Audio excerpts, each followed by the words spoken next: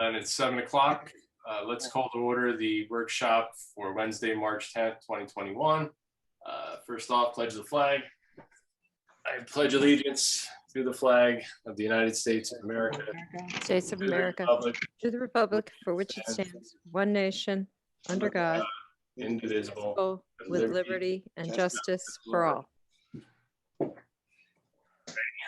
And as we were discussing before the meeting, 4/5 of us have gotten the vaccination. 5/6 of us, I guess, if we count, Mindy's part of the board. So, I mean, ideally, hopefully, as things go on, we may be able to do some kind of in-person / Zoom meetings where at least the board can get together and discuss. We'll have the public via Zoom or something like that. Right now, New York State just keeps kicking it down the line as to how long we can do this. So we'll revisit it after the election and see what the new trustees have in terms of a comfort level and whether they're vaccinated as well. Who's gotten the vaccine here? Oh, we all did, except we all did. You didn't yet, Lisa? I Monday I'm getting it. Okay. Yeah, we are. My employer arranged for us all early on because we're doing our own COVID testing, so we're all have like / medical stuff to us. So yeah, I went pretty early. So. And how'd you get it, Chris? I have a comorbidity. Oh, okay. It just opened up. So. Shot one. Yeah, 60 plus just opened up, so I gotta. Yeah, we just made a couple appointments for people for Johnson & Johnson over in Brewster that are 65 and 71. So it's a good option for people who don't want the full Moderna or Pfizer. So going forward, the election update. Let's see, we got people coming in. Mindy or Chris, do you want to give a quick rundown on the day of? All right, Mindy, if you don't mind, just reminding folks, first, how did registration go? And we have absentee ballots and, when folks have to give it back to you. And, yeah. Absentee ballots, the deadline to request them was yesterday, so that's done. I can accept absentee ballots up until election day. I do have a few of them back already. There are some out, and basically that's it. We're ready for election day next week. I just want everybody to know that it's moved from the side entrance, small room, to the courtroom front entrance. I think the current is actually going to print. Chip is going to print a blurb about that, so people know in advance that it's the front entrance courtroom. Other than that, election as usual. How many people got registered? How many people are registered? Registered Saturday. Two. What was it last year? 1? Yep, last year was 1. Maybe next year will be 3. Maybe. Maybe. And we do have 3 new election workers this year. David Liberg, how do you pronounce his last name? Limberg. Kelly House and Donna Duncan. So please, as you vote, give them a big thank you, because they're giving up a full day to do this, and they gave up a full day for 2 people to register to vote. So the sample ballot is up. Everybody knows the slate, and yeah, I guess we'll go from there. And good luck, everybody. Cell tower lawsuits against the village. Just real quick, Eisenbach et al. Filed 2 federal complaints, one in district court and the second in the circuit court, with the Second Circuit Court of Appeals. The Second Circuit Court has dismissed the case, and we are still waiting on an update about the case in district court in front of Judge Bracetti, who was the first, the judge who granted our basically the settlement agreement for the lawsuit with Homeland. So the case is back before him, and yeah, I know there's another motion to dismiss that side of it as well.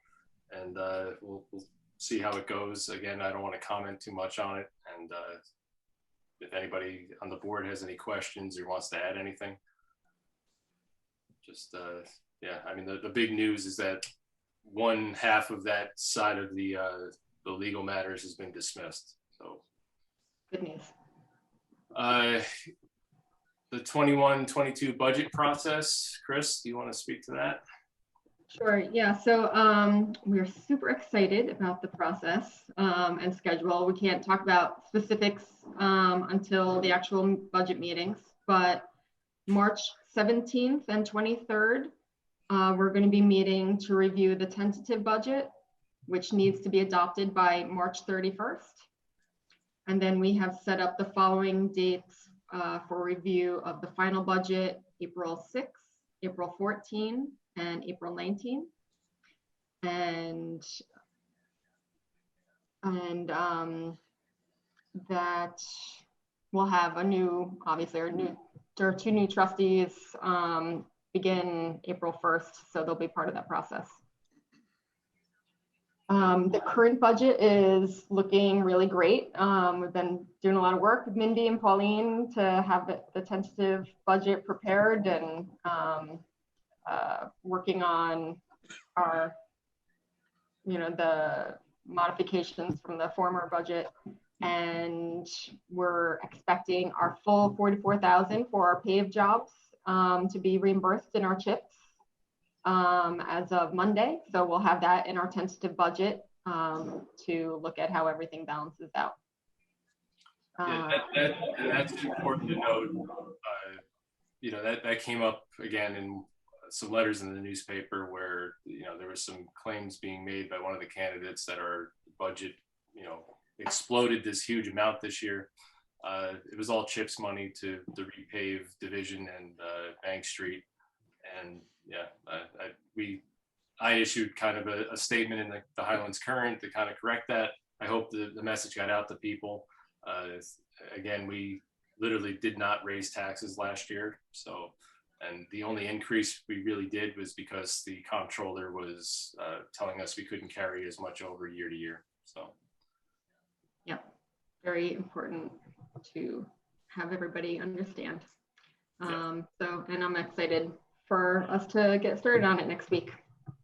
And we'll have hard copies available in the mailboxes no later than Tuesday for our Wednesday meeting.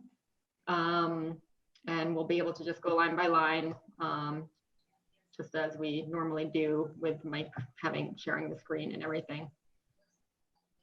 So, yeah, as we discussed, go ahead. I was just going to say thanks for all your work on preparing us for the budget, and Mindy too, but scheduling all the meetings and making sure that we are in ship shape. Appreciate it. Yeah, and as we discussed earlier, like Dave, if you have anything that you want to see in any budget lines or anything like that for next year, get that into Chris and I soon. I think we're planning for, we're going to put some, we're planning for more road maintenance and stuff like that. Yeah. Because, we discussed doing Secor Street last year, so hopefully we do that. I don't want to speak for the budget already, but I think we're looking at stuff for the roof as well. And Yeah, well, I think didn't more shingles blow off the roof? It's possible. I saw It looked like there's one by the can. I saw the door was open in between the buildings, and I kind of peeked my head in there the other day. It looks like there's a few down in there too. So it's probably best to look at this before it becomes an issue. mm-hmm. Yeah. Any questions or comments on the budget process or schedule? Short-term rental review and planning. Chris, do you want to speak to that as well? Yeah, so as far as process goes, because of the budget and the change in trustees, we're gonna probably table the open hearings until May, just to make sure that we have enough time to devote to it. We won't be able, the budget meetings take up a lot of time. So I did want to just kind of review what we did speak about with everyone last week, and get folks, the board members' views, or if you have any ideas or concerns about things that you see currently that need editing, or if you were struck by anything in particular. Just wanted to see how the board was feeling about everything so far.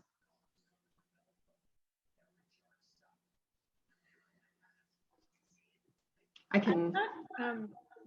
I thought the argument about having more flexibility in the legislation for increasing the number of permits was persuasive. Mhm. And I'm just wondering if there can be a range of percentage of the residential households that could be cited, and then, you know, it could be up to the Board of Trustees each year if they want to meet which end of that range they want to meet, essentially. But so I thought that was a persuasive comment from the public. Mhm. Yeah, that was one of the things Chris and I discussed as well after the meeting. There's a couple things in there that I think we need to kind of dive into a little bit deeper in terms of the gatherings, just, you know, making it abundantly clear that if we're leaving that part in there, that it only applies in the instances of when the dwelling is being used for short-term rental and it does not impinge on anyone's ability to hold a gathering at their home or something like that. Yeah, definitely. But I mean, on the whole, I think, you know, we did a great job putting this together, and we just need to fine tune it a little bit. Mhm. A couple things that I remember folks said 100 days of rentals was a little low for some folks. They would prefer maybe 180. Yeah, I had a few people come up to me about that. You know, the 100 days is basically not even, their argument is it's not even every weekend really. And you add on top of that people that, you know, they let it out on the weekends, but they also want that week for West Point graduation and a week or two over the summer. And yeah, so maybe we can look at that number as well. Mm-hmm. Yeah, I think that makes sense. Yeah, I don't know. I do think every weekend is a lot if it's your primary residence. So, Mm-hmm. I mean, yes and no. I mean, there's some dwellings where, you know, you have a dedicated mother-daughter kind of Right. divide, and, you know, maybe it's something that you are doing every weekend. So yeah, and it's hard to really get a grasp of everything during, you know, COVID quarantine. I mean, we started this discussion at the height of, you know, tourism and all that, and that has just exploded even more through COVID. So once everything goes back to quote normal, we'll see how crazy Airbnb is. But I do think, again, that the law as it is now addresses our main concerns, which are, you know, people flipping houses to make them into de facto hotels and that kind of thing. Yeah. Let's see. Oh, Lisa, Andy's joining. You're in trouble.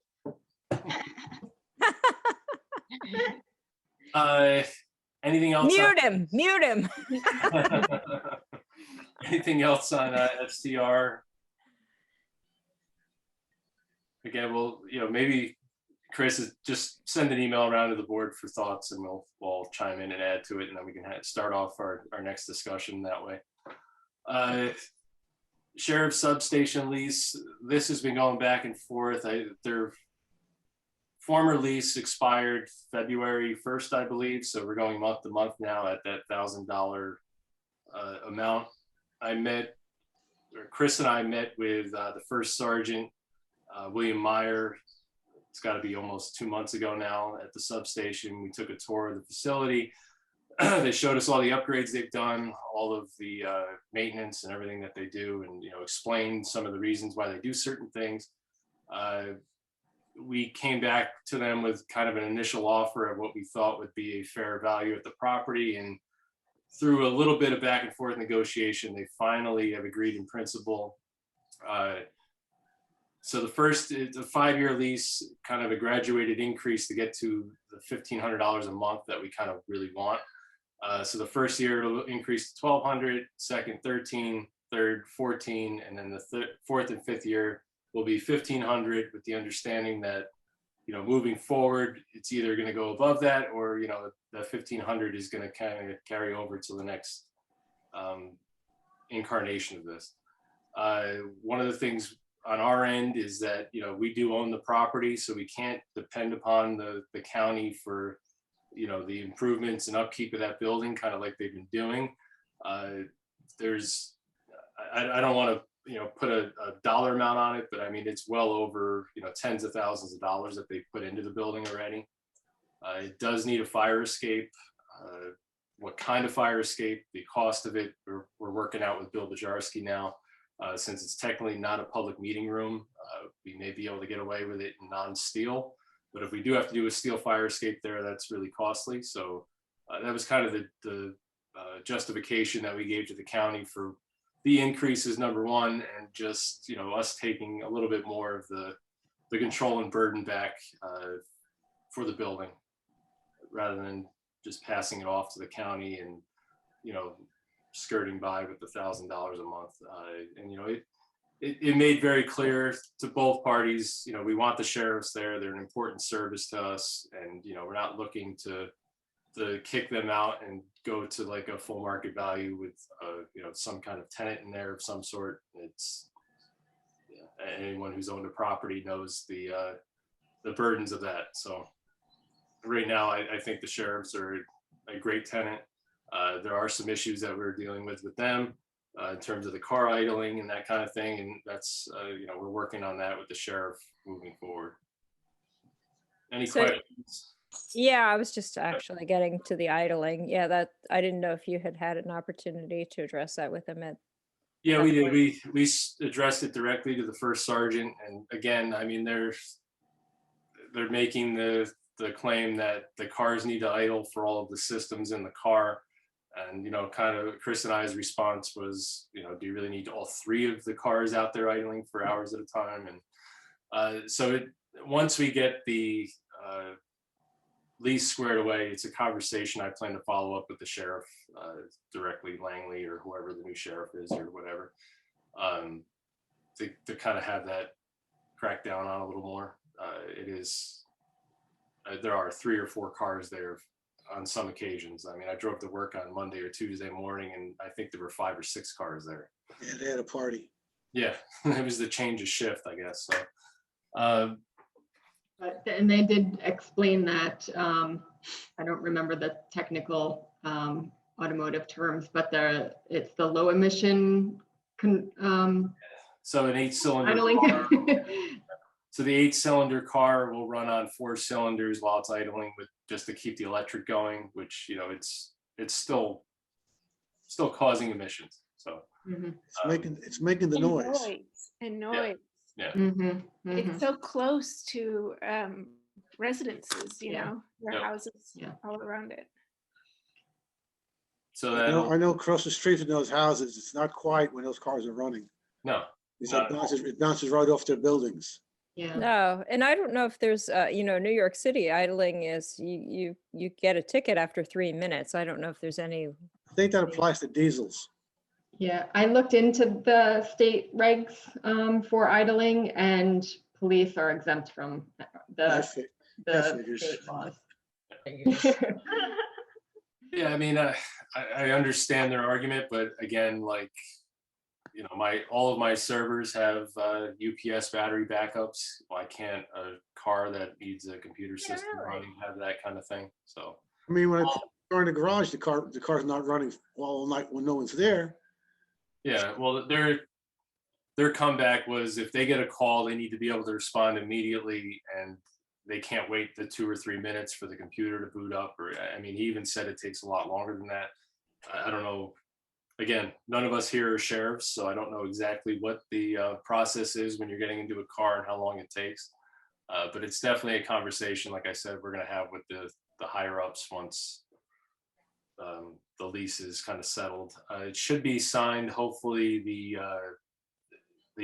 it has to go before a subcommittee of the legislature for buildings and grounds kind of thing. And then it goes from there to the full legislature for approval. And I think they told me last time that it was the first week in April. So hopefully soon. And then we'll see a little bit of an increase this year, and then a few, next year and the years after a little bit more. Good job. It's I'm shocked actually that we got to there. So we're in a good spot. The OSI agreement with Nelsonville Woods, just to update everybody, that was completely finished and done. I believe it was the end of February. They basically, the lawyers did a virtual closing kind of thing, just to ratify the easement, and everything is all set and done like we voted for, and it's, knock on wood, forever free. So hopefully. So I think that's all I had for tonight. Does anybody else have anything they want to discuss or bring up?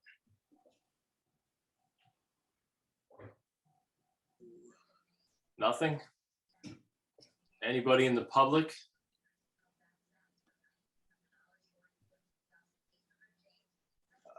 I mean, just to recap for Gloria, because you weren't here in the very beginning, on the cell tower lawsuit, one of the 2 Eisenbach cases was dismissed, and one is still active. So that's it. All right. Can I ask Gloria a question if she's up for it? Have you noticed a reduction in the idling by any chance since we chatted with them over the last couple months? She might not be up for it. Oh, she's there. Not really.